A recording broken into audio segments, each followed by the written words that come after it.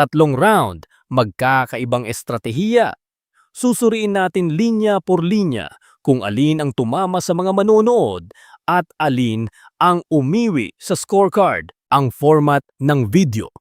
Papalitan natin ang komentaryo ng mismong playback ng mga piniling linya at pagkatapos ay ipapaliwanag ko kung bakit mahalaga ang bawat isa. Susuriin ko ang mga scheme, angle, rebuttal at kung paano nakatulong ang delivery sa epekto ng bawat bar. Mananatili akong tapat sa inilahad na analysis at hindi mag-iimbento ng bagong impormasyon. Round 1. Si GL pumili ng malilinaw na imahe at pedigree name drops para magtayo ng visceral threat, habang si Poison 13 nagtuon sa meta rebuttals at pag-expose ng taktika.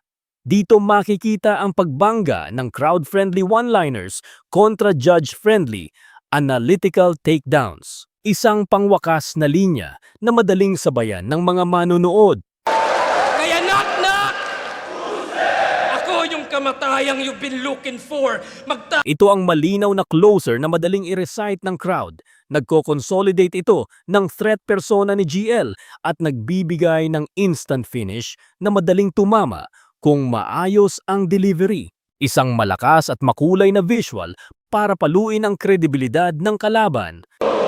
At wala ng resurrection. Ito'y maaagnas ng buo, pinaghalo-halong buto, at dun masisilayan yung markong bungo. Ang makabre na imahe ay konkretong nagde-degrade sa persona ng kalaban at kapag kinonekta ang pangalan, nagiging madaling i-picture at tumatama sa damdamin ng manonood. Maikling classroom insult na madaling maunawaan. Nagnanakaw pa ng lapis na iba ang nagtasa. Ang eksena ng pagnanakaw ng lapis ay nakakahiya para sa kalaban at mabilis na nagpapababa ng kredibilidad. Simple at mabilis tumama sa crowd. Isang listahan ng pangalan para itayo ang pedigree ni GL. Kaya ako,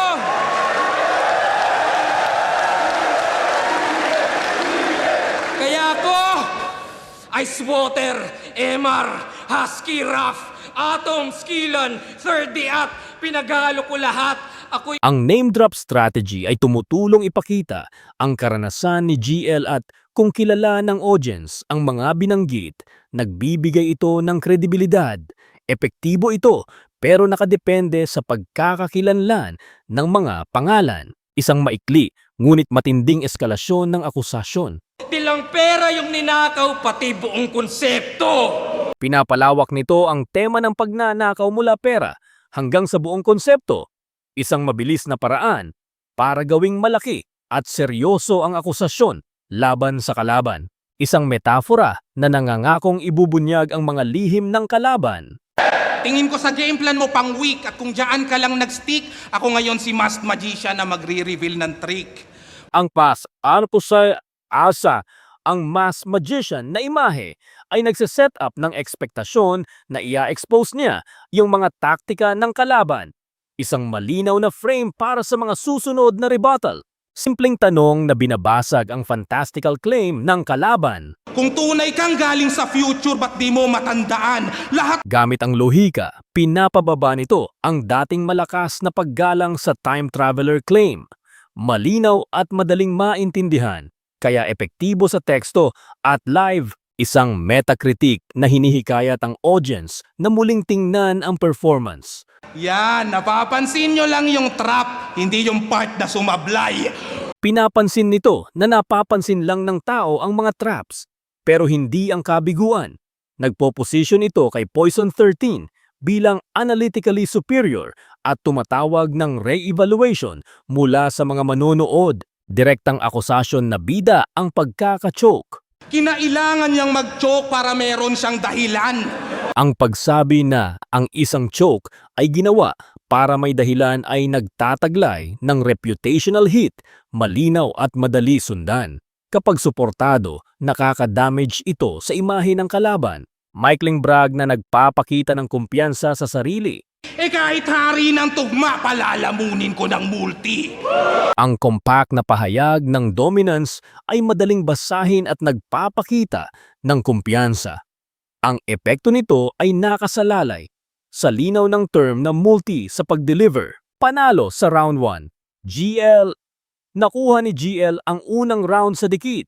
Nagtrabaho ang vivid imagery at mga crowd-friendly na one-liners, lalo na ang macabre images at ang pangwakas na linya.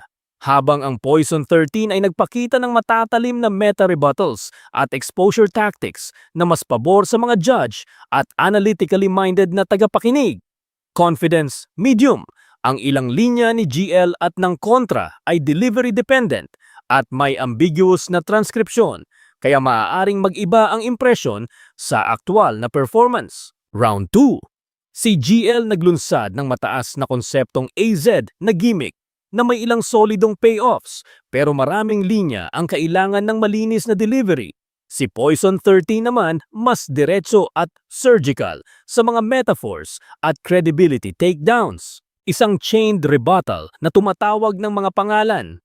What if yung choke mo kay Six, kay Lax, kay Plari? What if di ganun kagrabe? What if di ka nag-stutter? What if di ka ng babae? Diba? Ang daming dapat na nangyari para masipat mo yung ring. O ang daming what ifs, parang Maganda ang technical na konstruksyon. Pinagsama ang mga pangalan para ipakita maraming what ifs. Mas tumatama ito kapag kilala ng audience ang mga binanggit. Isang risque payoff na nagbubuo ng scheme ni GL. pagkascan, sunod sa order, dapat less greedy. Kasi pag pinilit mo, sunod sa STD. Ang paglink ng scan at STD ay maikli at malinaw ang payoff. Nakakatawa at direct, pero nakadepende sa panlasa ng audience para sa basaong humor. Isang madaling masalo na pangalan-linked punch. Mas delikado nga ang lason pag wala yung label. Simple at malinaw, ginagamit ang pangalan ng kalaban para gawing direktang metafora. Madaling maintindihan at mabilis tumama sa mga manonood. Isang grandstanding na summary ng gimmick. Ako yung alpha at omega, ako A to Z. Amo, kada letra ko may tira, yan ay dapat tandaan. Pero walang X na binanggit kasi masasaktan ka lang. Binubuod nito ang AZ scheme at nag-iwan ng T's. Ambisyoso at epektibo kung maayos ang delivery, pero ang scheme mismo ay nangangailangan ng audience buy-in. Isang malinis na metaphor ng kuryente at insulator. Ngunit di ko ramdam yung current kung paano dadaloy, lalo't di naman good conductor ng kuryente yung kahoy. Madaling intindihin at lohikal. Sinasabi nitong hindi dumadaloy ang impact dahil parang kahoy ang kalaban, malinaw at nakakatanggal ng hype. Isang maikling, matalas na finisher. Saan tawagin nyo, bombero?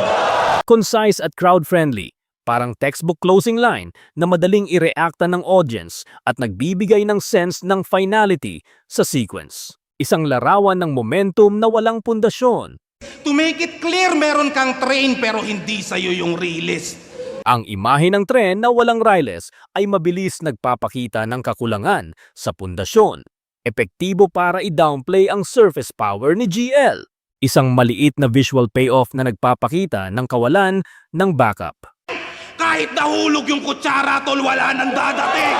Ang talinghaga ng nahulog na kutsara ay nag-i-signal ng finality, madaling maintindihan at nagbibigay ng malinaw na impresyon na ubos na ang resources ng kalaban. Isang direktang hamon na babangga sa gimmick. Haharapin kita imbes magpaulan ng palaso. Sasadyain ko pang tapakan mga trap na dala mo para makitang di man lamang nagkagalos pa ako.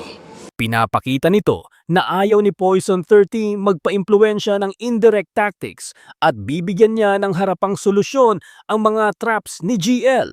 Nagpapaposisyon siya bilang mas agresibo at kontrolado. Isang tuwirang tanong para questionin ang kredibilidad ng claim. At kung na-break mo nga yung record, ba't wala ka dun sa Guinness? Madaling maintindihan at tumutuligsa sa spesipikong achievement claim. Isang epektibong paraan para pahinain ang reputasyon ng kalaban sa mata ng mga judge. Panalo sa round 2, Poison 13. Malinaw ang kalamangan ni Poison 13 dito dahil sa mas tuwirang metaphors, credibility takedowns, at malalakas na short closers na agad nababasa sa teksto.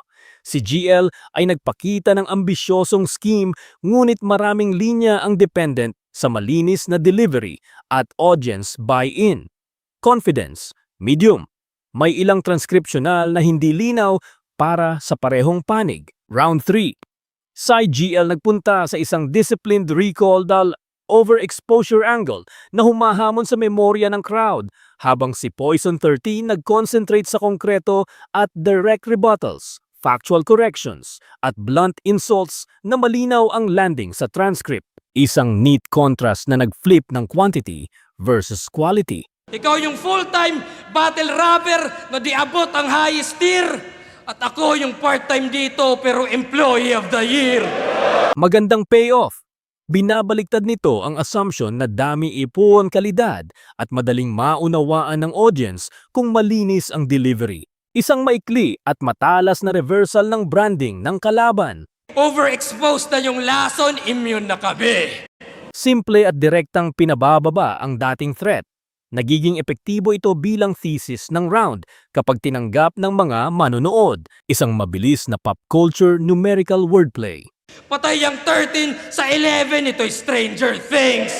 Clever at mabilis tumama kung naiintindihan ng audience ang reference, mabilis makuha at nakakainganyo pag nag-sync sa crowd. Isang maikling framing line na naghahati ng estilo at epekto. So you think you're spitting sharp? Kaso ako, I'm hitting smart.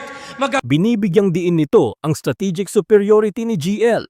Mas nakatuon sa talino kaysa sa pagiging ostentatious, epektibo kung malinaw ang paghahatid. Isang provokasyong nakasalalay sa reaksyon ng audience. Ang sagot doon ay wala. Ang linya ay umaasa sa katahimikan ng crowd para tumama. Risk-reward ito. Kapag hindi umakma ang manonood, humina ang argumento. Isang rebuttal na nagbabaliktad ng future claim sa pamamagitan ng tattoo logic. Malalait mo ako?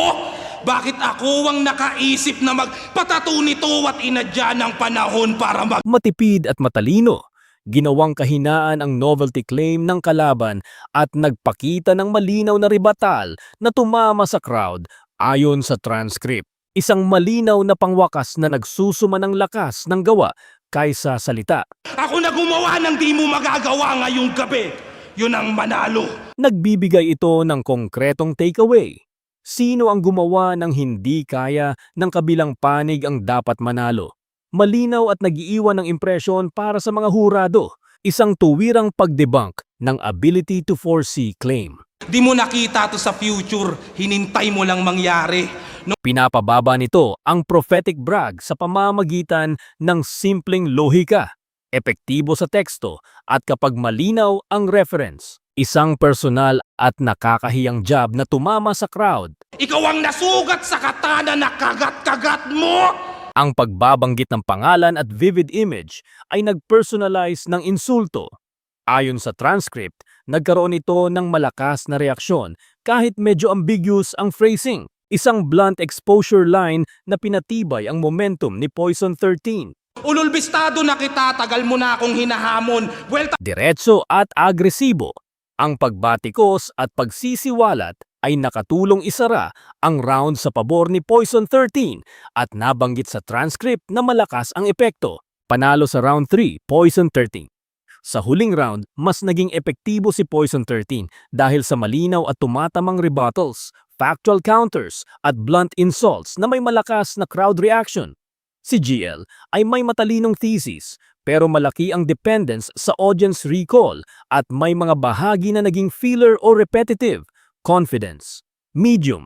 Ilang linya ni GL ay delivery dependent at may uncertain transcription effects. Resulta, Poison 3 ang nagwagi.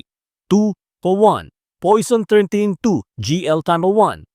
Pangunahing rason, mas consistent at mas malinaw ang mga rebuttals at metaphor ni Poison 13 sa rounds 2 at 3, kaya nabasa ng mas direkta sa transcript at nagbigay ng agad na epekto. Si GL nagpakita ng malalakas na imahe at memorable one-liners, pero ang ilan ay nakasalalay sa perfect delivery o crowd buy-in at may ilang hindi linaw na linya sa transcript. Confidence, medium. mga transcription ambiguities ang nagbabawas ng katiyakan sa ilang linya para sa parehong panig. Salamat sa panonood! Sa susunod na video, susuriin natin ang delivery nuances at crowd editing na nakakaapekto sa mga ganitong close na laban.